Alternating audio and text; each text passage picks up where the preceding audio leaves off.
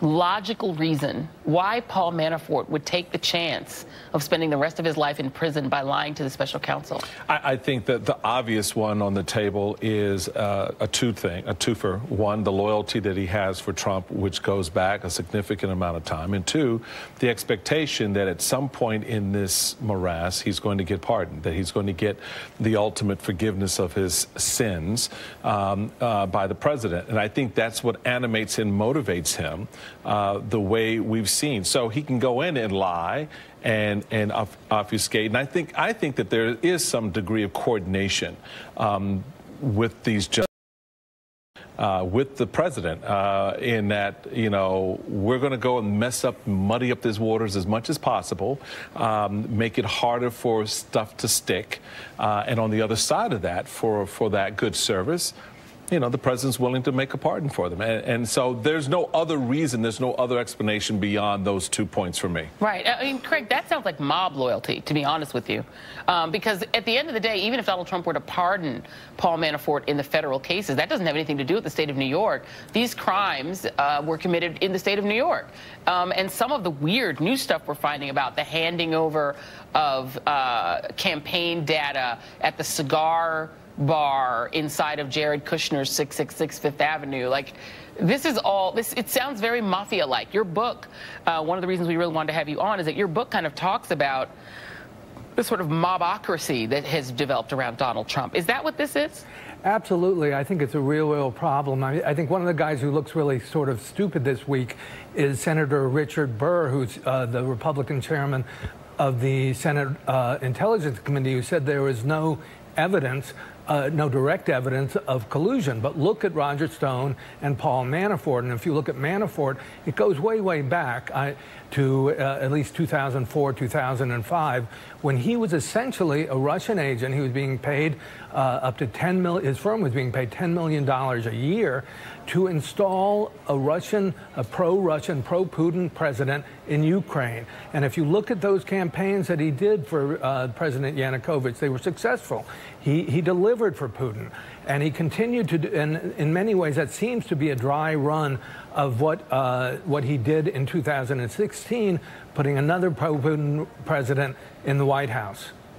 It's uncanny, Michael. The judge in this case has that Paul Manafort lied about interactions and communications with a guy named Konstantin Kilimnik, a Russian oligarch, $125,000 payment to a firm called Firm A, and information material to another DOJ probe. The judge, who's Amy Berman Jackson, said this is a problematic attempt to shield his Russian conspirator from liability, and it gives rise to legitimate questions about where his loyalties lie. That sounds like she's accusing him of essentially working for a foreign government. Oh, this judge, you know, loyal to a foreign country.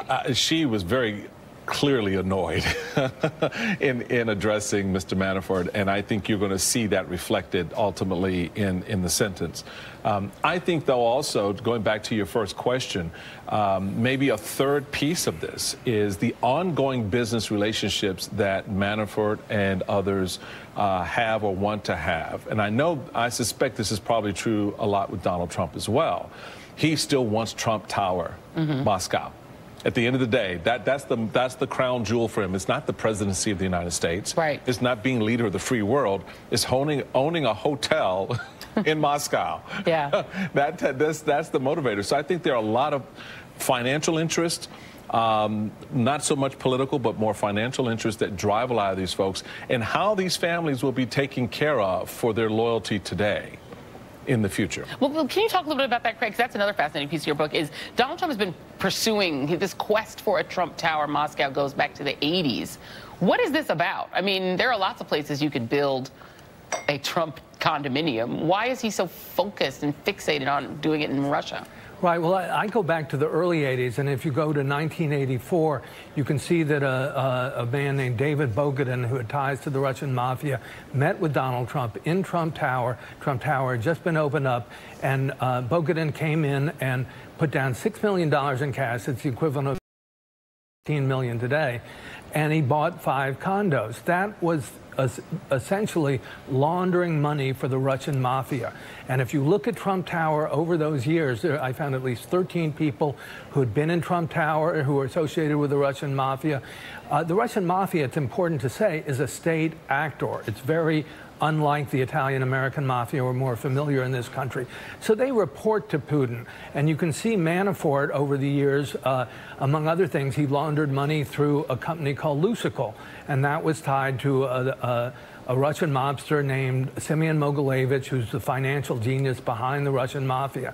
So there are some very nasty characters here. And I think it's extraordinarily disturbing that the Russian mafia, on and off for more than 35 years, is using Trump Tower as a base of operations, to run operations. They're gathering information there.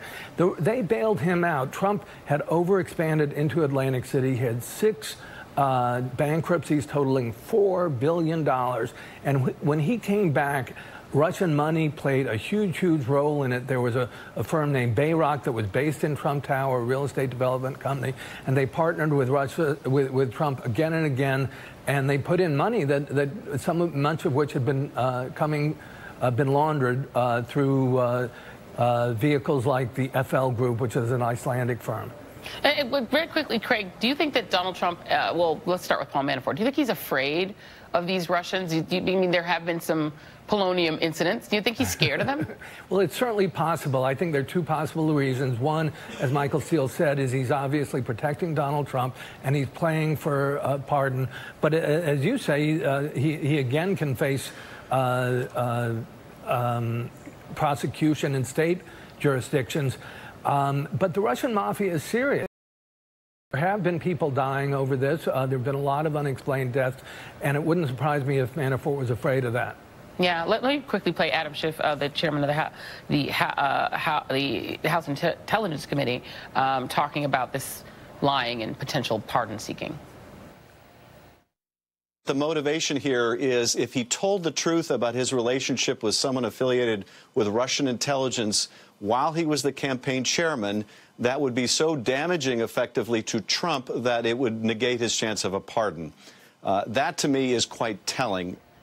Negate his chance of a pardon because it would be so damaging to Donald Trump. Is the Republican Party just unbothered by the potential that you have a president that could still be in an ongoing, being probed right now for whether or not he's an agent of a foreign power, and that has surrounded himself with all these people who are approached by the Russians? Let's put up the list. This is cut 6 from our producers.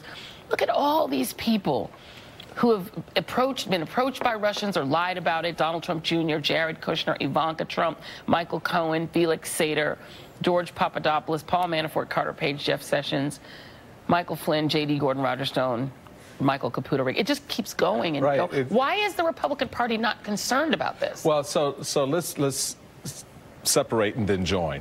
The separation is the faces that you had up there is not the Republican Party. Okay, so those folks have had very little dealings inside the party. Someone like Manafort was not a player in the party since, you know, the Watergate era. All right. Well, Cohen was chairman.